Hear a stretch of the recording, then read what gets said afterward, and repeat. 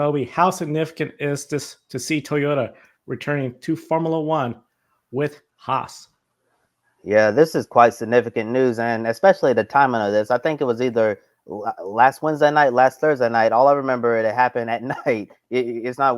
It's very weird to see a major motorsports news story basically drop when we're getting ready to go to bed here on the East Coast, or like you, Matt, and over there in the UK, asleep in the middle of the night. That was really odd timing to see this news drop, at that time. But yeah, really excited to see Toyota return to Formula One. As you say, Joe, this is not a full blown factory Toyota team. That this is just a technical alliance for now, and I guess we'll see what happens. But I'm looking forward to seeing what Toyota can do to try to help this Haas program. Try to improve and score more points on a regular basis and become contenders.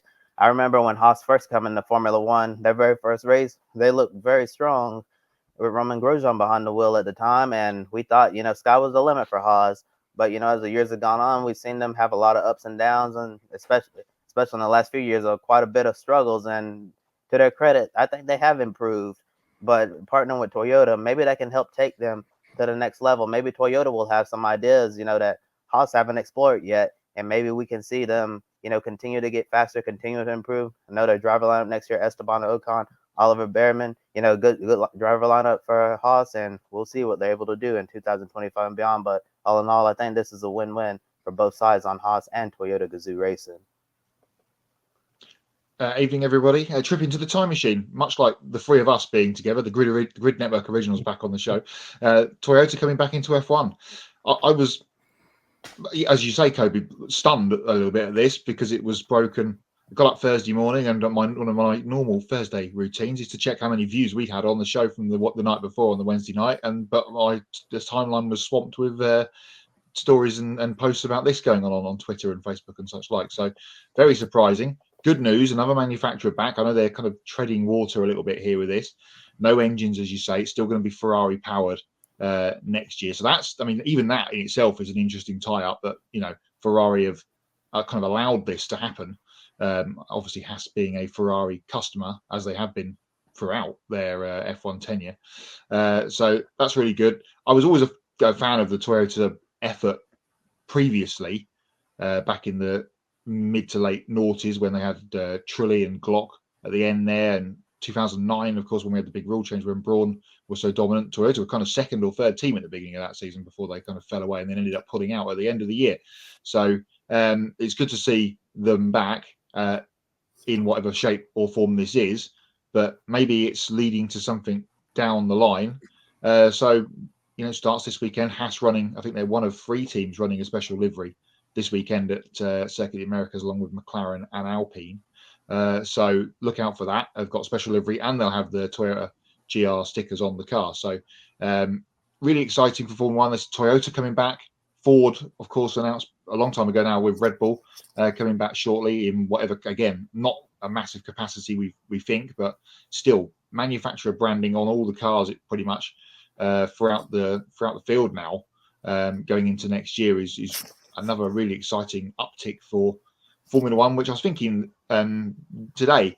We've had 4 weeks pretty much since Singapore, and apart from the Max Verstappen swearing gate, which we talked about a few weeks ago, and I had my big rant about, there hardly hasn't been an F1 story, has there? It's gone very, very quiet in these last few weeks, but this will get a lot of attention, I would think, over the weekend and going forward, especially when we get to Suzuka next year. They'll have plenty of Toyota people in and around Suzuka for the Japanese Grand Prix in April to support their new Formula One partner team in Haas, which is really exciting. This is very exciting news from Formula One, especially with all the negative news. This sort of reminds me a little bit, Matt, of what we had in the early 2000s, where you had BMW with Williams, you had Renault, you had Toyota, you had Honda. Almost every team had manufacturer support. So it's gone away.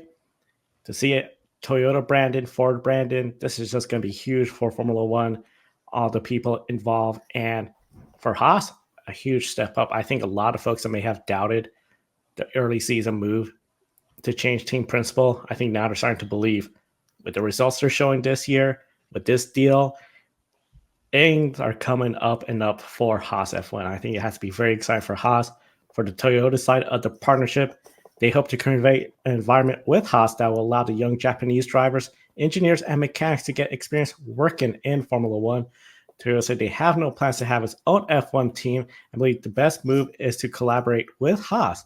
The main focus will be helping out Haas with the aerodynamic sides in an effort to improve the F1 program and create a pathway for their own people to make it to F1. So, Matt, overall, Toyota say they don't have to plan to return to F1 with a full-blown factory team like they did in the past. Like, could the past repeat? Well, maybe, and that's, we always hope for more manufacturer entries in everything, and we're getting that across kind of world motorsport. Really, we've got more people coming into World Endurance Championship next year with Aston Martin, and we had the Hyundai news, didn't we, a few weeks ago, that they're coming to the play in GTP/Hypercar as well. So that Aston Martin in the full blown in Formula One obviously already, which adding to that WEC program, adding to that. So I think if it goes where, if they find all the positives that they hope they would find, you know what I mean, with bringing in some engineers, possibly bringing a driver or two through the ladder system of F3 and F2, because we know there's plenty of very quick Japanese guys out there. But if they're kind of stuck in Japan in sort of super formula, they don't get the big push towards Formula One unless they get caught up with a driver development program like the Red Bull family or something like that, as we've seen with Iwasa and people like that over the last few years, and Yuki Tsunoda, obviously. Then that would be good for that side of things. I'm really positive about it. I think it should, if Haas, who of course they've been in the doldrums last couple of years, but now they're turning it around. Nico Hülkenberg leaving the team at the end of the year is going to be a huge loss, because he has been the stalwart of that team this year, and his qualifying performances have been sensational. If they can keep that all going again into next year, then and beyond, then maybe Toyota will go, you know what, maybe we've had enough of WRC. We've won that multiple times. Maybe we've had enough of the WEC, where they're now not winning all the time, like they have been over the last few years. Maybe maybe the engine reg changes coming towards Formula One will, give them another kick up the butt as it pertains to get themselves back in a full-blown capacity in the years to come. Those are excellent points, Matt. And in the last few years or so, there have been rumors of like what's team owner Gene Haas going to do with his Haas F1 team. There have been rumors, that have been swirling about Haas potentially selling.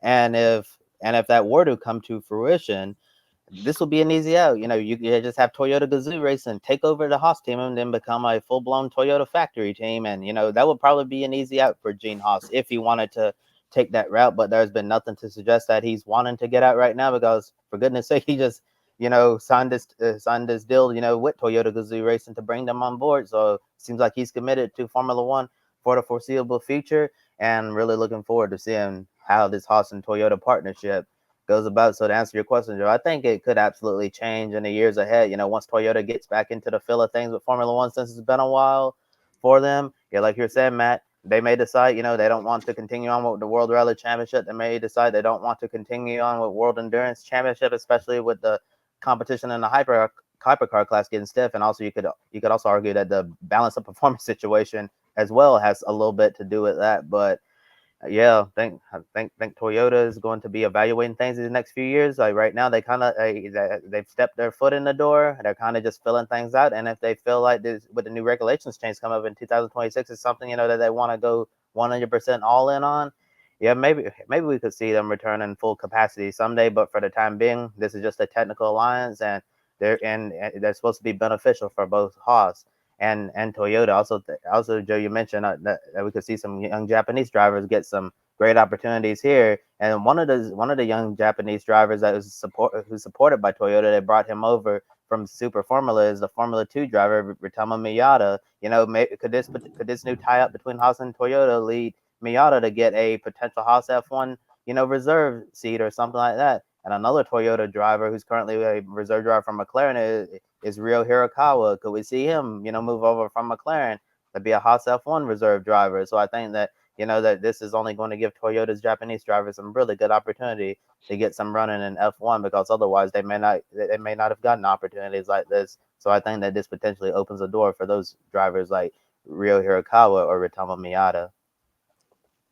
It'll be great opportunities if they get their foot in the door through this technical alliance.